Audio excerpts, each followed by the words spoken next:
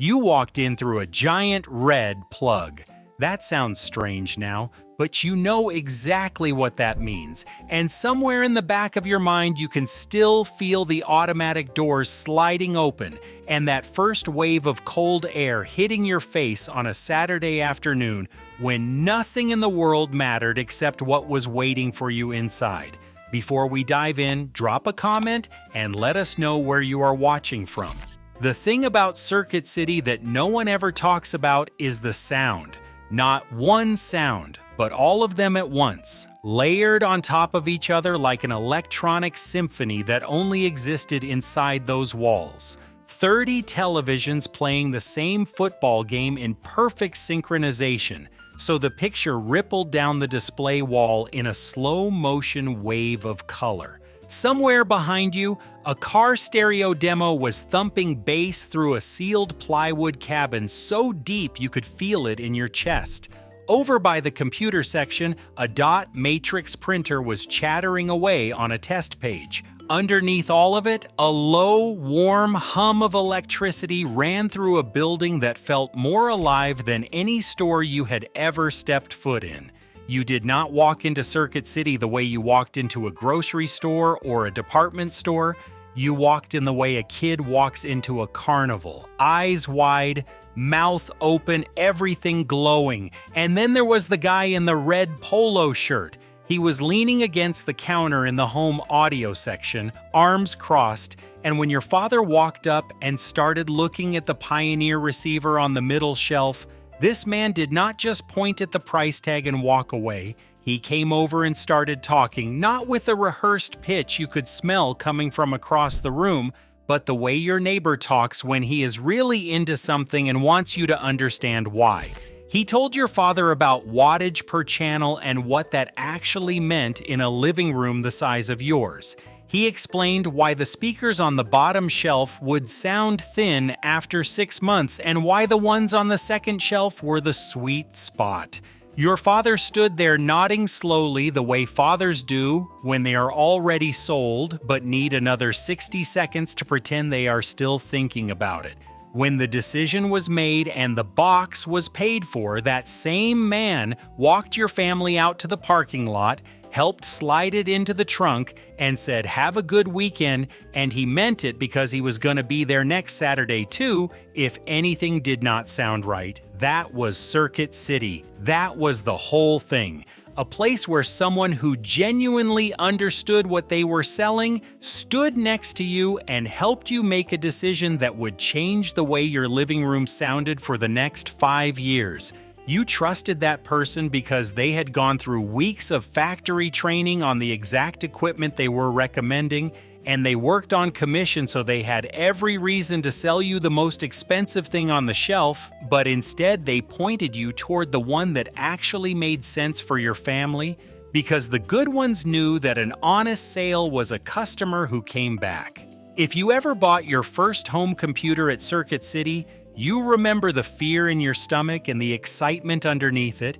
This was the mid-90s, and a home computer was not a casual purchase. It was a month's rent. It was something you talked about at the dinner table for weeks before you finally got in the car and drove to the store. When you stood in front of that wall of beige towers and monitors, every single one of them looked exactly the same, and you had no idea what a megabyte was or why one had more than another. And then the guy in the red polo appeared. He did not make you feel stupid. He did not rush you. He asked you what you wanted to use it for, and he listened to your answer, and then he walked you through it step by step.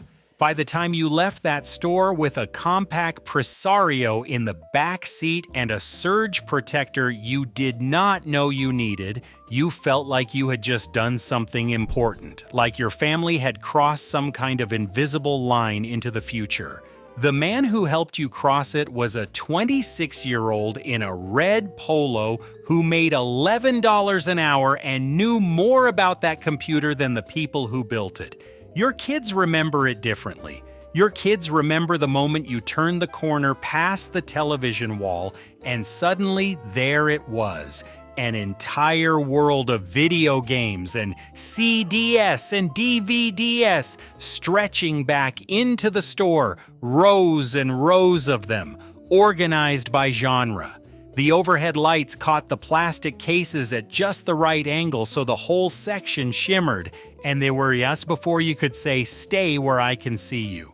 They were in the aisles pulling cases off the rack and flipping them over to read the back, arguing about which game was better, touching everything, holding things up to the light, building little stacks of maybes that they already knew they were not getting, but the fantasy of it was half the fun. For a kid in the 90s, walking into the media section of a Circuit City was the closest thing to walking into Willy Wonka's factory. Except instead of chocolate rivers, there were racks of PlayStation games as far as the eye could see, and a demo station where you could play one for free until your parents came looking for you. If you were there in December, if you were there during the holidays, you remember what Circuit City looked like at Christmas. The parking lot so full you had to circle twice and park near the dumpsters, the line at the register wrapping around the computer section, every television on the wall playing the same holiday commercial in an endless loop of red and green light, and the whole store had this electric urgency to it, this feeling that something important was happening, that every box being carried out those doors was going to be the thing that made someone's face light up on Christmas morning. Fathers stood in the car stereo aisle staring at spec sheets with the intensity of men defusing a bomb, because this was going to be the gift, the one their teenage son had been circling in the catalog since October, and it had to be right. Mothers in the television section pointed at the screen and whispered to the salesman, because this was supposed to be a surprise for the whole family and they did not want anyone overhearing.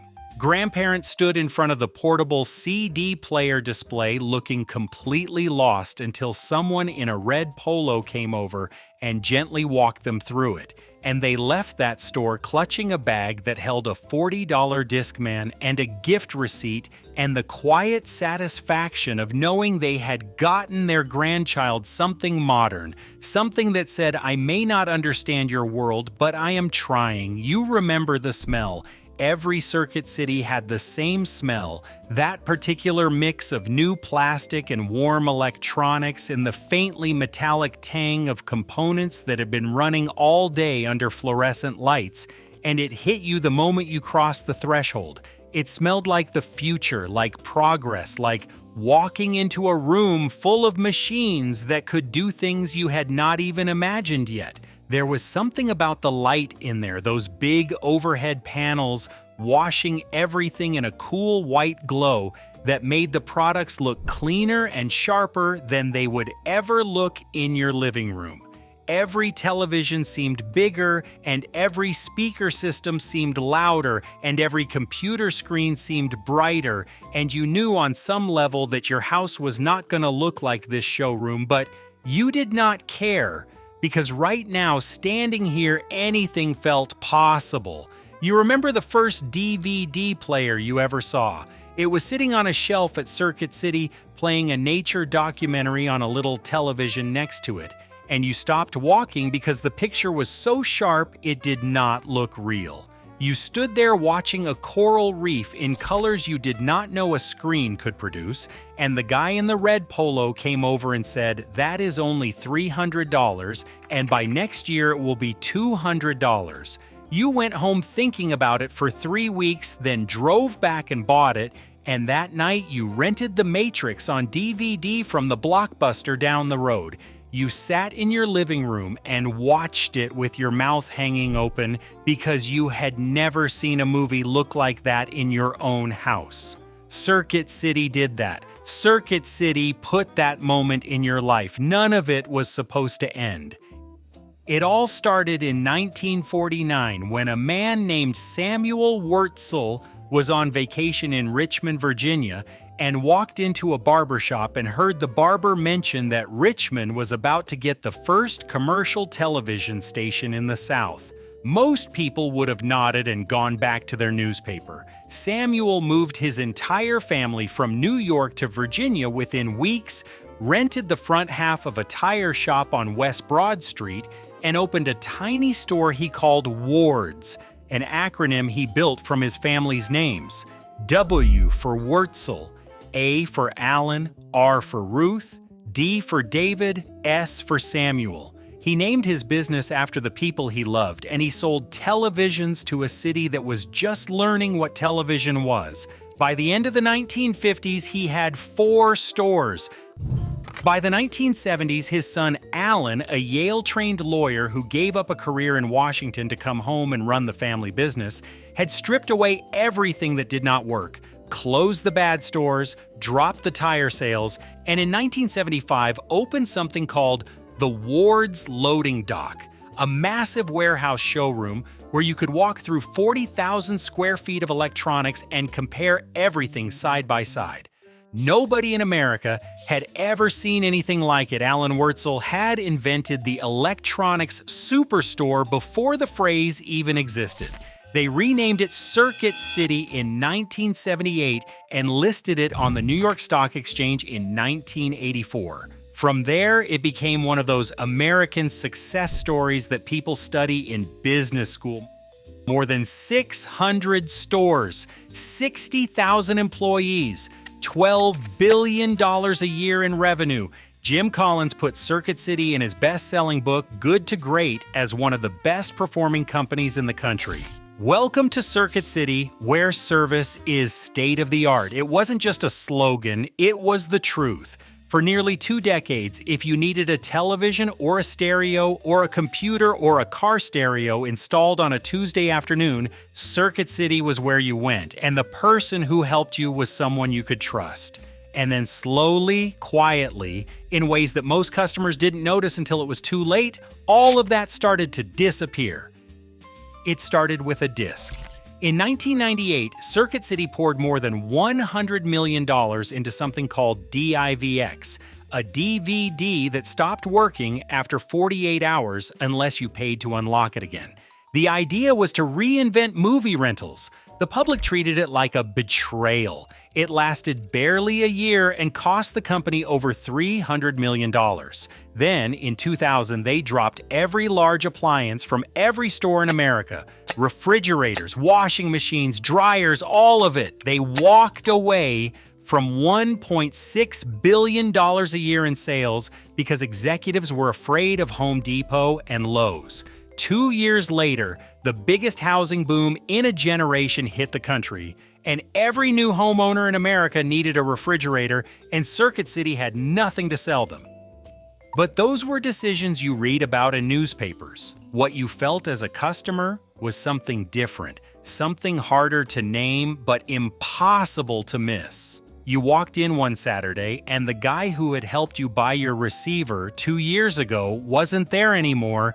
The new kid behind the counter didn't know what you were talking about when you asked about impedance matching. He looked at you like you were speaking a different language and then glanced at his watch because his shift ended in 40 minutes. In February 2003, Circuit City had closed every store until noon on a single day to inform the entire commissioned sales force that commissions were finished. They let go of 3,900 people and replaced them with hourly workers who had never been factory trained on anything. And then 4 years later, they did something even worse. On a Wednesday morning in March 2007, 3,400 of the most experienced employees in the company walked into work and were handed envelopes. Termination papers, no warning, no review. The company said they were being paid, and those were the words used, well above the market-based salary range for their role. These were not bad employees. These were the people who had been there for 7, 12, 20 years, the ones who knew every cable and every spec sheet and every television model by heart. One man who had given 20 years to Circuit City told a reporter that the manager simply wished him well, and that was it. They were escorted out of the building that same morning and offered the chance to reapply 10 weeks later at lower wages. You felt it the next time you walked in. The store was quieter. The energy was different. The shelves looked thinner. The person standing in the television section could not tell you why one was better than the other and did not seem to care whether you bought it or not. The building was the same building, the red plug entrance was still there, the logo had not changed, but the thing that had made Circuit City what it was, the reason you drove past Best Buy to get there, was gone. The knowledge was gone. The trust was gone. The soul of the place had been fired in a single morning and replaced with nothing. The stores started looking tired, the parking lot started looking empty, and then one November evening in 2008, you drove past your Circuit City and saw the news banner on the front window, bankruptcy. Chapter 11, you told yourself it would be fine, that they would restructure, that a chain that big does not just disappear. You had been telling yourself that about a lot of things in 2008. By January, they could not find a buyer. By March, the liquidation sales had stripped the shelves down to the fixtures. You probably went in during those final weeks. Most people did. Not because you needed anything, but because it felt like you were supposed to be there. The way you show up to a funeral, even when you have not seen the person in years. The store did not look like your Circuit City anymore. The shelves were half empty, and the ones that were not were stacked with things nobody wanted. Off-brand cables and surge protectors and clearance software in battered boxes. The television wall still had a few screens running, but some of them had been sold and the gaps between them looked like missing teeth. There were yellow and red sale signs on everything, 60% off, 70% off, and people were walking out with display models and floor tiles and shelving units, and you watched an old man buy a shopping cart full of blank DVDs for almost nothing and carry them to his car like he was rescuing something from a burning building. People bought things they did not need just because it felt wrong to let it all go without taking something home. Some piece of a place that had meant something once. On March 8, 2009, the last Circuit City in America turned off its lights. 567 stores, 34,000 people, 60 years of a family business that started with a conversation in a barber's chair, gone. Here is the thing that haunts you about it, the detail that makes the whole story feel like a Greek tragedy. In 1991, while Circuit City was still at the top of its game, the company quietly developed a side project called CarMax, taking everything it knew about honest pricing and big box retail and applying it to the used car business. No haggling, no pressure, just clean cars with clear price tags and people who treated you with respect. Circuit City spun it off as its own company in 2002, and today CarMax has over 250 stores and brings in $26 billion a year. The baby they raised turned out fine. The parent who raised it didn't make it home. And maybe that's the part that hurts the most. Not the bankruptcy numbers or the stock price charts or the empty buildings that became furniture stores and TJ Maxx locations and yoga studios. What hurts is that you can still feel what it was like to walk in there. You can still hear that hue-em.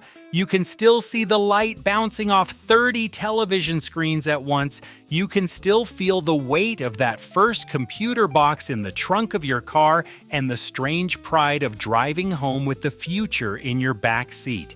You can still picture the face of the man in the red polo who helped you figure out what you needed when you didn't even know the right questions to ask. He got fired on a Wednesday morning with no warning because someone in an office decided his experience cost too much. Circuit City, where service was state of the art. Until the day they decided it cost too much. If this one brought something back for you, leave a comment and tell me about your Circuit City, the thing you bought there, the person who helped you, and the moment you realized it was gone. If you have not subscribed yet, now is a good time.